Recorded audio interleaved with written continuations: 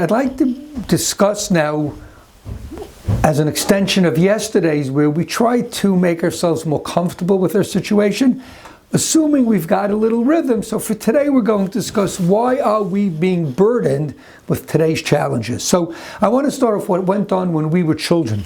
As children, we always wanted things explained to us. If your parent asks us to do something, we want to know why. Okay? If we weren't told, even if it was something that had we been told we wouldn't understand, but if we weren't told, we would do it half-heartedly. And that's in contrast when we were kids, we believed if you'd explain it to us, we would do it with gusto and do a much better job.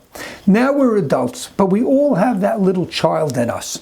And therefore we're still a little stubborn about this, and we're tired of just do it because I said so.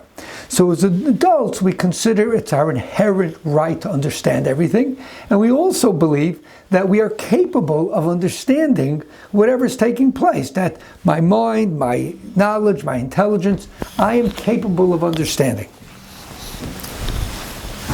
So now we have unprecedented events, things that there's no background, and we're asking everyone to stay upbeat. But we don't understand it. And since we're used to it, if I can't be explained, and if I don't understand it, then no one can expect me to do a good job. So I'd like to offer you some Torah-based thoughts on this. So first, let's start with the perspective. And the perspective, we're going to start with a little background.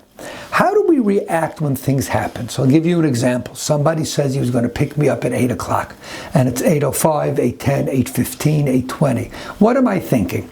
So what I'm thinking is really not based on what happened, because I don't really know what happened. It's based on what I think of the person. The person that's generally negligent, wakes up late, right, or is not really sensitive to other people, I assume he's negligent. Not based on facts, just what I assume. If, on the other hand, the guy is clockwork, so then I assume something had to have happened. But my decision is based on my previous opinions, and my previous, I'll use the word biases, because biases are not necessarily opinions based on fact. So I'll give you an example. I have a son-in-law who's learning in yeshiva, and I drop by yeshivas all the time. I take guys for lunch, and I hang out with them. So I come in, I just want to see my son-in-law learning. I don't even talk to him because he's busy, but he's not there. I go into the hallway, and I call my daughter up, and I say, how long has he been sick? She goes, what do you mean? I'm here, he's not here. He must be sick. She said, this morning, he took his temperature, and he woke up, and he had fever. And that's not because I knew, because that's my opinion of that person. Okay? And I'm sure you know some people that if they tell you they'll do something, you don't put any more thought into it. You know what's going to happen. And there are people that if they tell you they'll be 3 months, 2 days, at 8:37 a.m. in a certain place, you know that they're going to be there. So what did we think about Hashem before all this happened? Forget about this incident, right? Do we believe that Rabbi Shmuel is always kind? Do we believe he's fair? Our decisions now, our confusion now, our frustration and resentment now, or our confidence now, is all based on that. What our opinions are. So what's taking place now and how we're thinking is really a symptom of another challenge which we could either choose to confront or we could choose not to confront. But what I'm saying is, despite the fact that what's taking place is very significant, that's not why we're either frustrated or want answers or don't know what's happening. If you generally complain about life, we're going to add this to the list. If you generally believe a mantra, which I tell everyone, things are going exactly according to schedule, I just haven't figured it out, then this is how you're going to interpret this as well. Things are going exactly according to schedule, I just haven't figured it out. David HaMelech, after he made the mistake of counting Klal Yisrael, it was given 3 choices.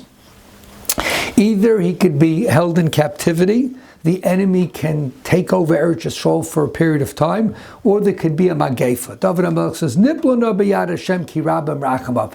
I'd rather be under the hands of the Rabbeinu Shalom, because if I'm under the Rabbeinu Shalom, then my enemy loves me. Versus in the hands of a true enemy, I'm in much, much more trouble. So I tell people, if you have to get mugged, be mugged by a person in a good mood. It's just going to work out better. If you have to be mistreated, get mistreated by a good friend. And that's what's taking place over here. We may feel that everything's bad and gloomy. We may feel that we don't understand, but at least we need to know, Niplana biyad Hashem ki rabam rachamov, the Rebbeinu Shalom in his kindness is the one doing this, and as a result, we are better off than otherwise. Okay, so now we decided we're open-minded. So now we say, why is this happening? So the first point is, it's not a one-size-fits-all answer, which I hope people will appreciate. Nobody likes being clumped together. That's when they say, but what about him, or what about him? The answer is, there are different reasons for different things. So let's play this out. Several people were nifter, Rachmana litzlan.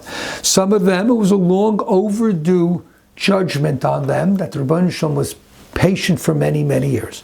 With others, they were good people, that this purged them of all their averos, and they're going straight to Gan Eden.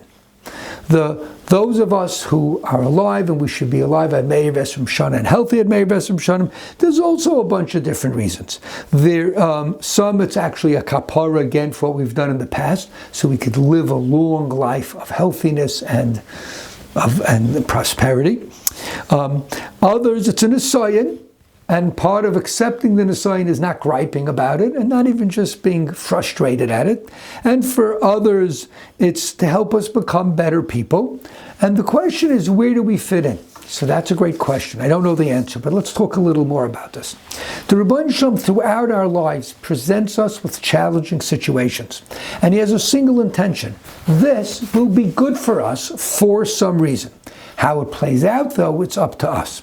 So if we're upset, even subtly so, one of two things happens. If it was an nisayon, and we don't learn from it, and we just get upset, it becomes a failed nisayon. Simcha Zisel writes in Chachma Musar that if we fail the nisayon, the Rebbeinu Shalom gives us another one. But I would have thought that the nisayon he gives us is a little less hard. We failed the hard one, so he gives us a little less hard. He says, no, if you failed the nisayon that the Rebbeinu Shalom knew you could handle, he gives you a harder one. So we can't fail any nisayon now, because all it's going to do is make us more miserable. If it was isurim, for things we've done in the past, and we reject the need or the legitimacy of the isurim, so then it gets difficult. This is a Gemara in Brachas, that when we accept isurim, so it cleanses in the past, and because it shows we have faith in Hashem, it's actually a chus for us for the future. If on the other hand, we resent it, so then it doesn't purge us of our past averos, and it's an einish for not interpreting Hashem's actions kindly. So with all of this, we now have some information, and we're better off than the child who isn't told what he's supposed to do. But on the other hand, we may not feel like it. And you know why? Because we say, you know what, we're still not given choices, we're maybe explained, but we're still being told where to be when and what's going on. But it's not entirely true. One of the biggest challenges working with teenagers when they start getting 14, 15, and maybe even more 16, is they want to be treated like an adult while they're not yet acting or responsible like an adult, and that becomes difficult. They want the what should we call it, the privileges of an adult, that's the word, and yet they're not offering the responsibilities of adult. So we, in some areas, are the same, sort of the same thing, where we've made bad decisions, and as a result, the Rebbeinu Shalom is now going to make a unilateral decision, just like our parents did for us after we made multiple bad decisions. But we think it's not fair, when it really is fair. One of the things I mentioned in the beginning is that we believe that we deserve to understand everything, and that we have the ability to understand everything. Now, the Malbim has a definition for gaiva. His definition for gaiva is a belief that I can understand something that is beyond my ability to understand. So our lack of clarity, therefore, is not either indicative or proof that it's not fair. It just means it's over our head. And I'm going to explain what that means. Life is a timeline. In other words, we're born, and then the timeline stretches for 90 years, 100 years, whatever. It's a timeline. And on the timeline, there are different minutes and hours and days and weeks and months of our life, and years, of course. It's a different timeline. Every single point in the line makes an impact for that moment, but overall it's not really that important. which is why I tell people always that things are never as bad as they seem or never as good as they appear. When things are bad, we assume that this is much more significant and far-reaching than it is, and therefore we believe things will never get better. So I tell people things are never as bad as it seems. But also when things are good, we assume it's going to stay like this forever because this is a monumental moment, right? But I tell people things are never as good as it appears either. And we have to put that in perspective, that this point on the timeline is nothing more than a point on a timeline at all. It's a blip. And like I said yesterday, if it becomes more than a blip, it's often because we've interpreted it as such and allowed it and facilitated it becoming like that. But for the rest of us, based on how we handle this, we can make, like I said yesterday, turn this into pillow fights and special breakfasts and just manage this into an isolated situation. So I want to explain to you about why this timeline fact is important. I'll say a cute story. I think I've said this once, but it's still a cute story. This kid runs over to the mower and says, Mower, Shimon started up with me. So the mower says, oh my gosh, that's terrible. What did Shimon do? He hit me back first. Now the kid sees the child hitting him as the starting point. And therefore, whatever the boy did before, obviously he hit him first for him to be able to hit him back, he sees that as irrelevant. And he says, this is what we're looking back. He hit me back. We're looking at any negative event, like this one now, as if it's step one. We're denying or unaware that there were millions of actions done by millions of people over decades. We have done thousands of things in the last year. We've talked to thousands of people, and we've been nice and talked mean, and we've mechanech our kids properly and not properly. We talked to our parents covetic and not covetic. We've done millions of things, done millions of people over dozens and dozens of years. Okay? Now something's happening. And in our mind, we don't understand, and we feel that since we don't understand, we have right to grumble. No. The Rebbeinu Shalom is just hitting us back first. That's all that's taking place. And as a result, there are some people that are being hurt, Rahman al-San, but it's an accumulation of many years. And to some, it'll be their ticket straight to Gan Eden. The Akedah Yitzchak says one thing, and then I'm finished for the night. The Akedah says, we know the pasuk says, "Kol hamachla shesamti b'Mitzrayim lo yisam b'lechem." The Rebbeinu Shalom commits to Klal Yisrael that all that stuff I gave Mitzrayim, illnesses, everything I won't give to you.